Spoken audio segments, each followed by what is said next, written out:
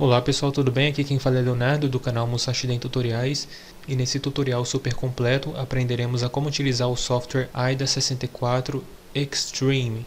O AIDA, para quem não conhece, é um antigo programa Everest, um programa bem antigo e bem conhecido pelos usuários do Windows e que serve basicamente para você diagnosticar o computador de modo geral, tanto na parte do sistema quanto na parte do hardware. E você pode também gerar relatórios, utilizar ferramentas de benchmark, tá bom? Então eu vou ensinar a utilizar tudo isso aqui de modo geral, abordando seus principais menus e opções. Então aqui a gente tem a interface principal do programa. Aqui na lateral esquerda temos as guias e os seus respectivos menus dentro de cada uma. Aqui a gente tem os menus principais do programa e na lateral direita temos a interface principal, onde é exibido os detalhes de cada guia selecionada, tá bom? Então aqui em computador, a gente tem informações gerais do computador. Temos um sumário, tá? O sumário ele vai exibir uma espécie de resumo de informações sobre o seu computador.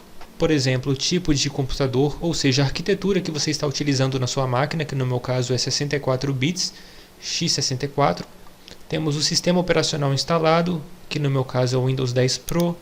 Aqui não tem nenhuma informação sobre o Service Pack, porque não existe tal coisa como o Service Pack no Windows 10, e sim no Windows 7.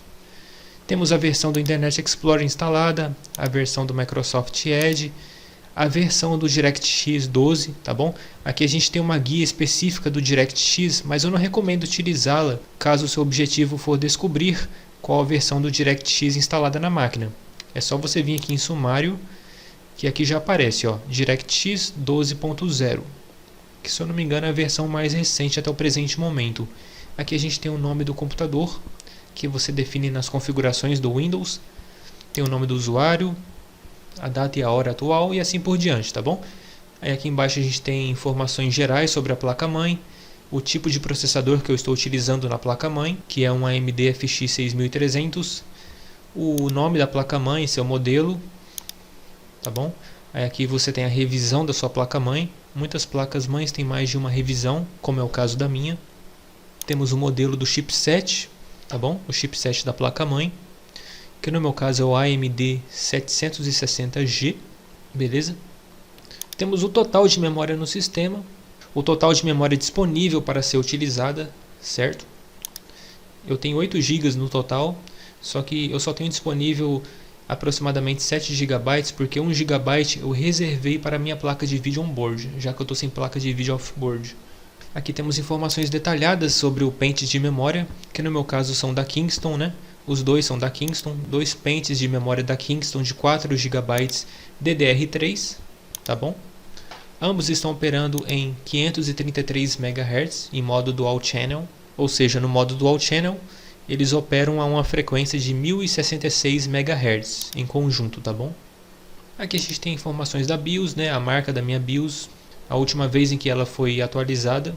E aqui a gente tem mais informações detalhadas.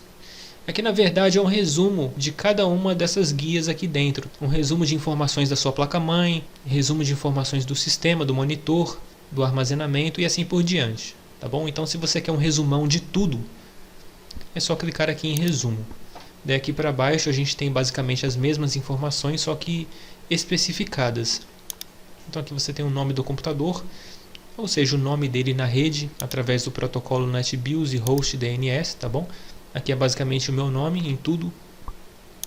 Aqui em DMI você tem basicamente informações sobre o computador de modo geral. Informações sobre a BIOS, o sistema, a placa-mãe, o processador. É basicamente a mesma coisa que as opções aqui da placa-mãe, tá? Então aqui você pode acessar informações da sua BIOS, o nome do fabricante, que no meu caso é a AWARD, a versão da BIOS, a data da versão, o seu tamanho e assim por diante, tá bom? Aqui você tem informações resumidas da placa-mãe, como o seu nome, o seu modelo, tá bom? Então digamos que por aqui você pode visualizar informações sobre o computador de modo geral de uma forma diferenciada, mais especificada e também mais organizada. Porque dependendo da guia que você acessar aqui dentro, essa mesma informação pode aparecer de uma forma mais bagunçada e difícil de compreender. Aqui em processador você pode ter informações gerais do processador, como por exemplo o fabricante, o modelo do processador, que no meu caso é um AMD FX 6300, o seu clock externo atual, a velocidade do clock interno atual, a sua voltagem padrão e assim por diante. Outra informação interessante aqui é sobre o array de memória. Aqui você pode observar a capacidade máxima de memória suportada pela placa-mãe, que no meu caso é 16 GB. E aqui a gente tem o número de periféricos, ou seja, o número de slots. Eu tenho 4 slots na placa-mãe, sendo que 2 estão sendo utilizados, em modo dual channel, como eu falei. Esse IPMI aqui é basicamente o log desse evento do sistema e do sensor, só que eu não uso essa guia aqui para nada. Já que em overclock, não tem absolutamente nada a ver com realizar overclock pelo AIDA, tá bom, galera? Aqui a gente tem informações detalhadas sobre a CPU, o tipo de processador, que mais uma vez é o AMD FX 6300, a sua edição, que é a edição Vishera, o seu V-Core atual, ou seja, a sua voltagem atual, a voltagem atual da Northbridge, que é a ponte norte. Aqui a gente tem o clock que está sendo utilizado no momento, tá bom? O clock original, que é o clock máximo suportado, o multiplicador, a frequência do barramento externo e assim por diante, tá bom? A frequência de cada chipset, a ponte norte do Hyper Transport Clock. Então, se você quiser observar em tempo real qual que é a frequência e voltagem da CPU nesse momento, é só clicar aqui em Overclock. Se você quiser saber também o valor do cache da sua CPU, você pode observá-lo por aqui. Então aqui a gente tem o valor do cache L1, do L2 e do L3. E aqui mais uma vez a gente tem o modelo da placa-mãe e a sua marca, tá bom? Temos informações sobre o chipset da ponte norte. Daí mais aqui embaixo você pode obter informações sobre o adaptador gráfico, ou seja, sobre a sua placa de vídeo, que no meu caso é a ATI Radeon HD 3100, que é uma placa de vídeo on-board, tá bom? Integrada na placa-mãe. Aqui em gerenciamento de energia você tem informações sobre a energia, o status da bateria, por exemplo, o tempo de uso da bateria, mas isso aqui se aplica a notebooks. Eu estou utilizando o computador desktop, então não aparece nada aqui para eu observar. Essa guia também vai ser útil quando você utilizar o computador e o seu monitor conectado em um no-break. Então, se o no-break estiver conectado no seu computador através de uma porta USB, ele conseguirá fornecer informações para o seu computador sobre o tanto de carga que ele tem no momento, o status da bateria em si, se ela está boa ou não, a fonte de energia atual, ou seja, a rede elétrica, que é a linha AC, ou a bateria, no caso no-break, e o tempo de uso restante que você tem da bateria, caso o computador estiver no modo bateria, tá bom? Já que em computador portátil é uma opção meio inútil, tá bom? Eu só vou abordar aqui as seções mais importantes do AIDA Extreme, tá galera? Para não prolongar demais o vídeo, eu vou focar só no essencial aqui dentro.